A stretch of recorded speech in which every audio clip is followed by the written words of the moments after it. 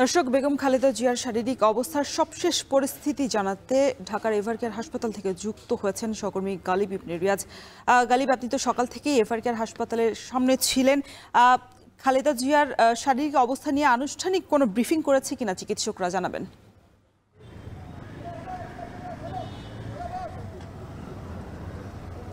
রওশন, এখন পর্যন্ত কোনো আনুষ্ঠানিক ব্রিফিং আমরা পাইনি, অর্থাৎ এখানে কেউ আনুষ্ঠানিক ব্রিফিং এখন পর্যন্ত করতে পারেনি। তবে যতটুকু জানতে পেরেছি যে বেগম খালেদা জিয়ার যিনি ব্যক্তিগত চিকিৎসক ডক্টর জাহিদ হোসেন, তিনি এই হাসপাতালে রয়েছেন এবং খালেদা জিয়ার পাশেই রয়েছেন, এই তথ্য আমি পেয়েছি ভেতর থেকেই। আরেকটি বিষয় জানিয়ে রেখে যে কিছুক্ষণ আগে এখানে এনসিপির দুই নেতা নাসিরউদ্দিন পাটোয়ারি এবং তাসনিম জারা, তাদেরকে আমরা ঢুকতে দেখেছি।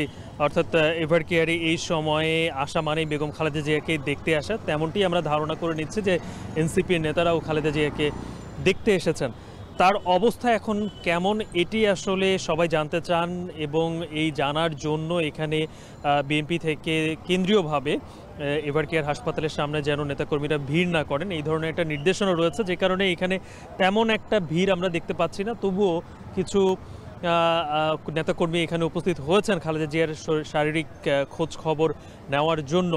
তার শারীরিক অবস্থা এখন পর্যন্ত অপরিবর্তিত, যেটা আমরা জানতে পেরেছি। আরও বিশেষ করে যখন তার পুত্র সন্তান বিএনপির ভারপ্রাপ্ত চেয়ারম্যান তারেক রহমান, তিনি যখন তার ফেসবুক পোস্টে প্রায় ঘণ্টাখানিক হয়ে গেছে তিনি এই ফেসবুক পোস্টটি করেছেন, এবং সেখানে তিনি তার মায়ের শারীরিক অবস্থাকে আবারও সেই সংকটাপন্ন হিসেবেই উল্লেখ করেছেন। অর্থাৎ রাতে যেই পরিস্থিতিটা তৈরি হয়েছিল সেখান থেকে যে খুব একটা পরিবর্তন হয়নি সেটা আমরা ধরেই নিতে পারি, যদিও এখন পর্যন্ত কোনো আনুষ্ঠানিক ব্রিফিং কিংবা কোনো ডাক্তারের সাথে আমাদের কথা হয়নি, কিংবা তারাও এসে কথা বলেননি।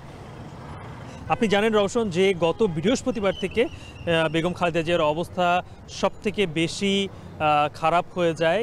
রোববারে তিনি শ্বাসকষ্টজনিত সমস্যা, অর্থাৎ তার ফুসফুসে এবং হার্টে আগে থেকে সমস্যা ছিল, কিন্তু নতুন করে যখন আবারও সংক্রমণ হয় তখন তাকে এভারকেয়ার হাসপাতালে নিয়ে আসা হয়। তখন তিনি মূলত শ্বাসকষ্টে ভুগছিলেন। এরপরে গত বৃহস্পতিবার তার অবস্থার অবনতি হলে তাকে সিসিইউতে নিয়ে যাওয়া হয়, এবং সেখানে তিনি এখন পর্যন্ত খুব গুরুতর অবস্থায় রয়েছেন। তবে গতকালকে বিএনপির যে সিনিয়র নেতারা এই এভারকেয়ার হাসপাতালে তাকে দেখতে এসেছিলেন, তারা প্রত্যেকেই বের হয়ে যেটা বলছিলেন যে তিনি সংকটাপন্ন অবস্থায় রয়েছেন, কিন্তু শারীরিক অবস্থা অপরিবর্তিত। কিন্তু মির্জা আব্বাস তিনি বলেছিলেন যে খালেদা জিয়া শারীরিক অবস্থা অপরিবর্তিত থাকলেও তার সেন্স রয়েছে, এবং এটি কিন্তু ডক্টররা বলার চেষ্টা করছেন।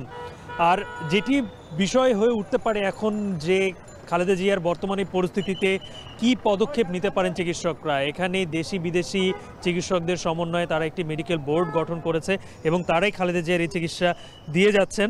কিন্তু এরপরে যে বিদেশে যাওয়ার একটা ব্যাপার রয়েছে, সেই বিষয়টা আসলে সেই সিদ্ধান্তটা তারা নেবেন কি না সেটা পুরোপুরি আসলে খালেদা জিয়ার শারীরিক অবস্থার উপরে ডিপেন্ড করছে, যে তিনি কি আসলে শারীরিকভাবে সেই ধকল নেওয়ার মতো অবস্থায় আছেন কি না, যে তাকে এয়ার অ্যাম্বুলেন্স করে হলেও তাকে বিদেশে নিয়ে যাওয়া হতে পারে কি হবে না, সেই সিদ্ধান্ত একান্তই তাদের ব্যাপার, যে তার শারীরিক অবস্থার উপরে সম্পূর্ণ ডিপেন্ড করছে। আরেকটি বিষয়, যে তারেক রহমান কিছুক্ষণ আগে তার যে ফেসবুক পোস্টটি তিনি দিয়েছেন, সেখানে তার দেশে আসবেন কি আসবে না তা নিয়ে তিনি কিছু বার্তা দিয়েছেন। তবে সেখানে তিনি এই সিদ্ধান্তটাকে একক সিদ্ধান্ত হিসেবে বলতে চান না। তিনি বলতে চান যে এটা একটি দলীয় এবং তার পরিবারের সিদ্ধান্ত, যে সার্বিকভাবে যে সিদ্ধান্তটা নেওয়া হবে না হয় না কেন সেটি তিনি নেবেন, যে দেশে ফিরবেন কি ফিরবেন না। তবে অনেকেই ধারণা করছেন যে যেহেতু বেগম খালেদা জিয়ার শারীরিক অবস্থা এই দিকে যাচ্ছে এবং সংকটাপন্ন এবং অপরিবর্তিত রয়েছে, তাহলে যে কোনো সিদ্ধান্ত হয়তো তিনি দেশে প্রত্যাবর্তনের ব্যাপারে নিতে পারেন।